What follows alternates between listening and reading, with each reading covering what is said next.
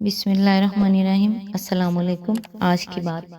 आज एक छोटी सी बात की तरफ तवज्जो दिलाना मकसूद है, जिसे अमूमन आजकल हम गैर अहम ख्याल करते हैं। यकीनन हम रोज़ व्हाट्सएप, फेसबुक और दूसरी सोशल ऐप्स पर स्टेटस या स्टोरीज लगाते हैं। क्या कभी माई स्टेटस का उर्दू में तर्जमा करके देखा है?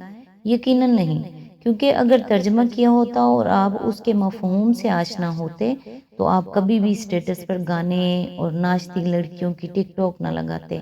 दरअसल स्टेटस अंग्रेज़ी का लफ्ज़ है और उर्दू में इसको दर्जा या आम अल्फाज में हैसियत कहते हैं। इस तरह माई स्टेटस का मतलब हुआ मेरी हैसियत। और जब आप स्टेटस पर गाने और नाचती लड़कियों की वीडियो लगाते हैं, तो असल में आप अपनी औकात और हैसियत को मुतारिफ करवा रहे होते हैं। सबसे बड़ी बात इसमें ये है कि आपका लगाया गया गाना या फहश फोटो जितने लोग देखेंगे, उन देखने वालों के बकदर आपके नामायामाल में गुनाह दर्ज कर दिए जाते हैं। मिसाल के तौर पर आपका स्टेटस 20 बंदों ने देखा, तो 20 गुना इन 20 बंदों को जहां मिल रहे हैं, वहीं पर आप अकेले को उनके 20 इकट्ठे गुनाह पहुंच रहे हैं। चाहे आप कोई ऐसी जारी बुराई छोड़कर कब्र में भी चले जाएं, वहां पर भी आपके गुनाहों में मुसलसल इजाफा होता रहेगा। इसलिए इस गुनाह जारी से बचने के भरपूर कोशिश कीजिए। अल्लाह करीम हमें नेकी करने और नेकी को फैलाने की तौफीक बख्शे। आमीन। आज इंशाल्लाह सूरत निसा की आयत नंबर 70 से स्टार्ट करेंगे। औज़ बिल्लाहि मिनश शैतानिर रजीम। बिस्मिल्लाहिर्रहमानिर्रहीम। ये हकीकी फ़ज़ल है जो अल्लाह की तरफ से मिलता है, और हकीकत जानने के लिए बस अल्लाह ही का इल्म काफ़ी है। आयत नंबर 71। ए लोगो जो ईमान लाए हो, मुकाबला के लिए हर वक्त तैयार रहो। फिर जैसा मौका हो अलग अलग दस्तों की शक्ल में निकलो या इकट्ठे होकर। इसकी तफसीर है, वाज़ह रहे कि ये खुतबा उस ज़माने में नाजिल हुआ था जब ओहद की शिकस्त की वजह से इतराफ़ नुआ की कबाइल की हिम्मतें बढ़ गई थी और मुसलमान हर तरफ से ख़तरात में घिर गए थे। आए दिन खबरें आती रहती थी कि फ़लाँ कबीले के तेवर बिगड़ रहे हैं, फ़लाँ कबीला दुश्मनी पर आमादा है, फ़लाँ मकाम पर हमला की तैयारियां हो रही हैं। मुसलमानों के साथ पे दर पे गद्दारियां की जा रही थी। इनकी मुबल्लिगीन को फ़रेब से दावत दी जाती थी और कत्ल कर दिया जाता था। मदीना की हदूद से बाहर उनके लिए जान व माल की सलामती बाकी न रही थी। इन हालात में मुसलमानों की तरफ से एक ज़बरदस्त सही व जहद और सख्त जाँ फिशानी की ज़रूरत थी, ताकि इन ख़तरात के हजूम से इस्लाम की ये तहरीक मिट ना जाए।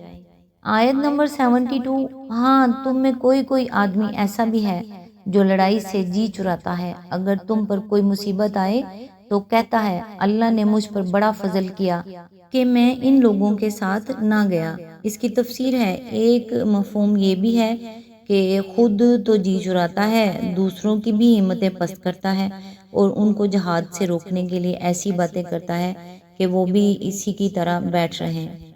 आयत नंबर 73। और अगर अल्लाह की तरफ से तुम पर फजल हो तो कहता है, और इस तरह कहता है कि गोया तुम्हारे और इसके दरमियान मोहब्बत का तो कोई ताल्लुक था ही नहीं, कि काश मैं भी उनके साथ होता तो बड़ा काम बन जाता। आयत नंबर 74। ऐसे लोगों को मालूम हो कि अल्लाह की राह में लड़ना चाहिए उन लोगों को जो आखिरत के बदले दुनिया की ज़िंदगी को फ़रोख्त कर दें। फिर जो अल्लाह की राह में लड़ेगा और मारा जाएगा या गालिब रहेगा, उससे ज़रूर हम अजर अजीम अता करेंगे। इसकी तफसीर है, यानी अल्लाह की राह में लड़ना दुनिया तलब लोगों का काम है ही नहीं। ये तो ऐसे लोगों का काम है जिनकी बेश नज़र सिर्फ अल्लाह की खुशनुदी हो, जो अल्लाह और आखिरत पर कामिल एतमाद रखते हों और दुनिया में अपनी कामयाबी और खुशहाली के सारे इम्कानात और अपने हर किस्म के दुनियावी मुफाद इस उम्मीद पर कुर्बान करने के लिए तैयार हो जाएं कि उनका रब उनसे राज़ी होगा और उस दुनिया में नहीं तो आखिरत में बहरहाल उनकी कुर्बानियाँ ज़ाया ना होंगी। रहे वो लोग जिनकी निगाह में असल अहमियत अपनी दुनियावी मुफाद ही की हो, तो दर हकीकत ये रास्ता उनके लिए नहीं है। आयत नंबर 75। آخر کیا وجہ ہے کہ تم اللہ کی راہ میں ان بے بس مردوں، عورتوں اور بچوں کی خاطر نہ لڑو جو کمزور پا کر دبا لیے گئے ہیں اور فریاد کر رہے ہیں کہ خدایا ہم کو اس بستی سے نکال جس کے باشندے ظالم ہیں، اور اپنی طرف سے ہمارا کوئی حامی و مددگار پیدا کر دے۔ اس کی تفسیر ہے، اشارہ ہے ان مظلوم بچوں، عورتوں اور مردوں کی طرف جو مکہ میں اور عرب کے دوسرے قبائل میں اسلام کا قبول کر چکے تھے، مگر نہ ہجرت پر قادر تھے اور نہ اپنے آپ کو ظلم سے بچا سکتے تھے۔ یہ غریب طرح طرح سے تختہ مشق ستم بنائے جا رہے تھے اور دعائیں مانگتے تھے کہ کوئی انہیں اس ظلم سے بچائے۔ آیت نمبر 76، جن لوگوں نے ایمان کا راستہ اختیار کیا ہے وہ اللہ کی راہ میں لڑتے ہیں، جنہوں نے کفر کا راستہ اختیار کیا ہے وہ طاغوت کی راہ میں لڑتے ہیں، بس شیطان کے ساتھیوں سے لڑو اور یقین جانو کہ شیطان کی چالیں حقیقت میں نہایت کمزور ہیں۔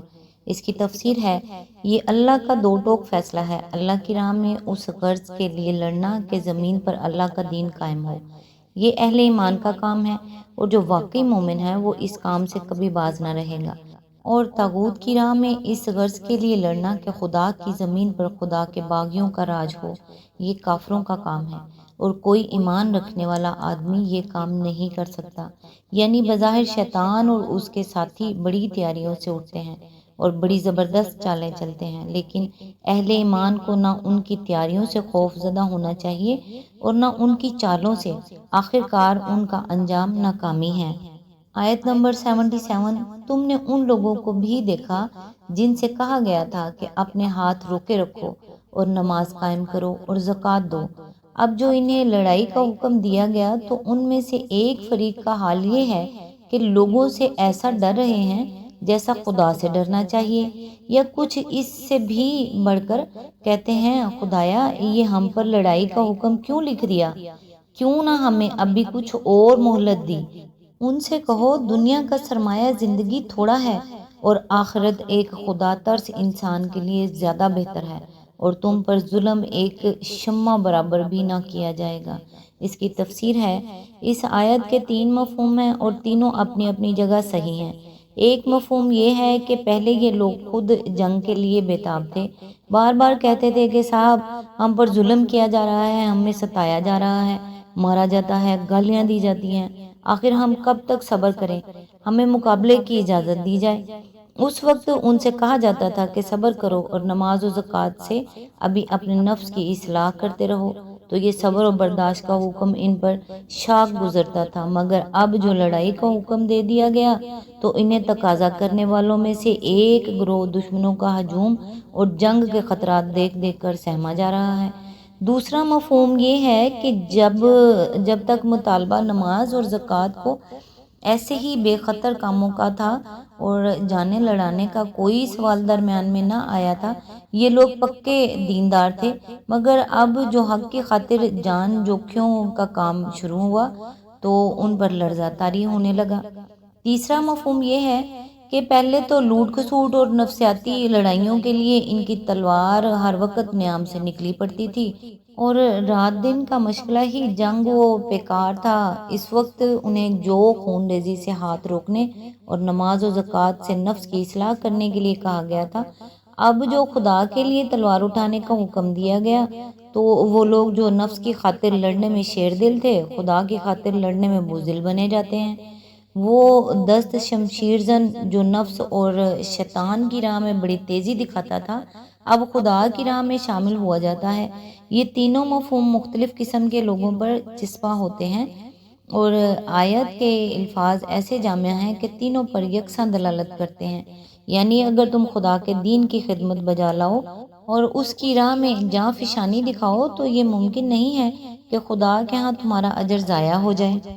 آیت نمبر 78، رہی موت تو جہاں بھی تم ہو وہ بہرحال تمہیں آ کر رہے گی، خواہ تم کیسی ہی مضبوط عمارتوں میں ہو، اگر انہیں کوئی فائدہ پہنچتا ہے تو کہتے ہیں یہ اللہ کی طرف سے ہے، اور اگر کوئی نقصان پہنچتا ہے تو کہتے ہیں یہ تمہاری بدولت ہے، کہو سب کچھ اللہ ہی کی طرف سے ہے۔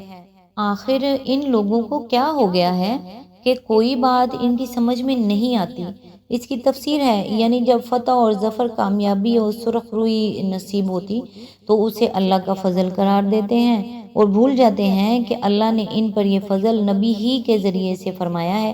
مگر جب خود اپنی غلطیوں اور کمزوریوں کے سبب سے کہیں شکست ہوتی ہے اور بڑھتے ہوئے قدم پیچھے پڑنے لگتے ہیں تو سارا الزام نبی کے سر تھوپتے ہیں اور خود بری الزمہ ہونا چاہتے ہیں۔ آج تک کے لیے اتنا ہی۔ نیکسٹ انشاءاللہ آیت نمبر 79 سے سٹارٹ کریں گے۔ تب تک کے لیے دعاؤں میں یاد رکھیے گا۔ اللہ حافظ۔